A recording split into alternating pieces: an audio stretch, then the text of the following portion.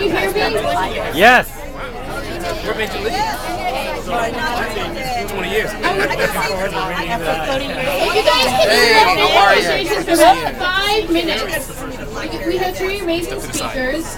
And before they start, I wanted to thank everybody for coming. I want to thank Tom and Local 16 for arranging this entire amazing venue.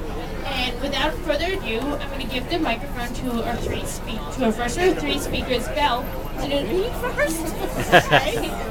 Yes. Alphabetical order. Reverse alphabetical order. Alphabetical order. And then I think that makes it 7. It doesn't help. Bel. Oh, actually, And she's gonna tell you a little bit about herself and give you, and then we're gonna just like a minute bio, and then we're gonna open it up for questions. Thanks so much. Good evening, everyone.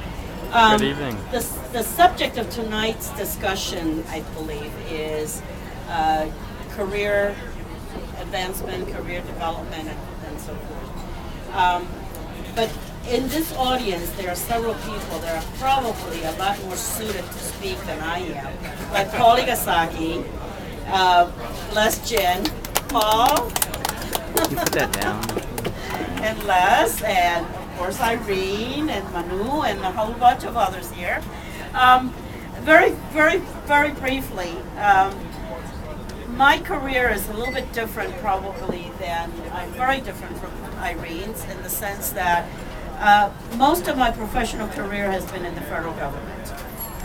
I spent 30 years in the government as a careerist.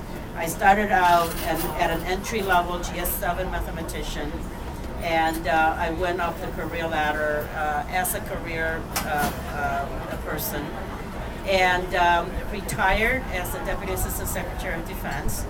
And then after I left government, I started my own company, and I've had my company for the last 10 years. In the meantime, in the last 10 years after I left government, I became very active politically.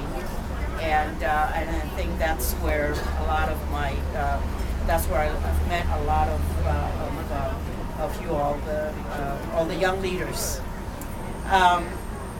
So I'll be glad to share my experience with you, but understand that my experience is going to be becoming, going into the government is going to be coming more from a careerist side than as a political appointee. And so to hear about the career appointment process, I think I'm going to turn it over to Irene, and she will tell you a little bit about herself, and then after that, then we're open to, for questions and maybe one-on-one discussions. Okay? Thanks, Bel. Again, I'll just be brief because I am interested in what your questions are. But I've been in the political world for most of my working career. I was a federal government employee, but working in Congress for Congressman Roybal from Los Angeles and for Senator Cranston in California. And then I was an appointee in the Clinton administration at the Department of Health and Human Services. No better than karaoke, right?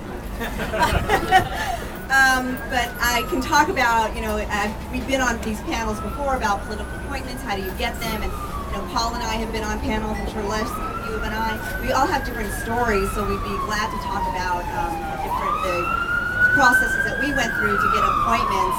But I actually had, I think it's 3 or 4 appointments if you think about I had 4 different jobs. So I can talk about my different experiences there, and I've been involved in the confirmation process for Senate confirmed appointees, and I can talk about that. And after I left the administration, I got involved with the AAA fund.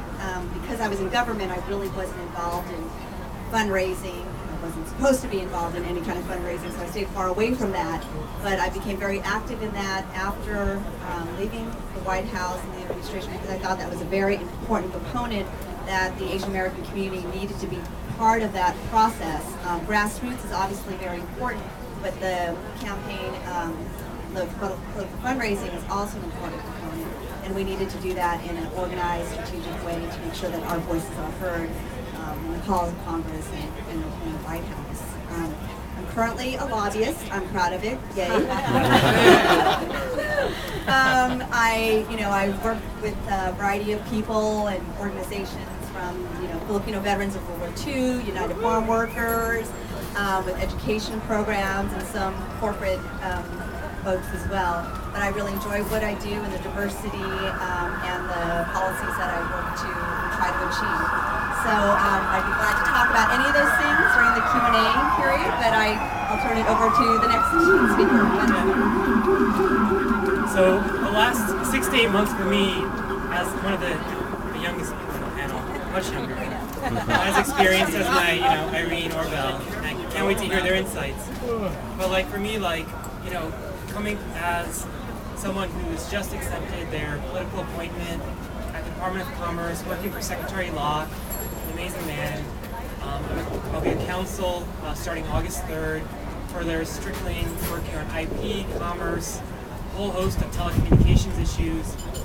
It's really been kind of a journey because you start with the campaign experience. You start pretty much as a volunteer lawyer, doing what you can. And then you went into the transition process, so I can share some insights on what that was like. And then you go through the application process. And one thing that I would always try to relay is, if you're interested and you haven't been called on yet, you'll definitely be called on because the administration is 4 years long. And, there's a lot of opportunities out there. Positions are still being filled. Be aggressive, network. But on just a personal note, I think it's important that the Asian community get more involved because we were one of the keys to success this past election. There was a recent Wall Street Journal article that indicated essentially that there were 6 million more voters from 2000, the last election cycle with John Kerry, and half of those, more than half, were minority voters. And of those, about 600,000 to 1 million were Asians. Newly registered Asian Americans who are voting and deciding, the presidential election, and that's a huge thing in our community. And I think that as appointees now, we're going in with that mentality that our voices were heard, and it's important for us to really help others and make sure that more of us are included, because we were the major supporters. And so with that, I'll end and just don't hesitate. If a question is not answered now, I'll be around afterwards. I'm happy to talk to you one-on-one. Give you whatever insight I can, but I'm really excited to be on this panel with both Bel and Irene, and I look forward to your questions.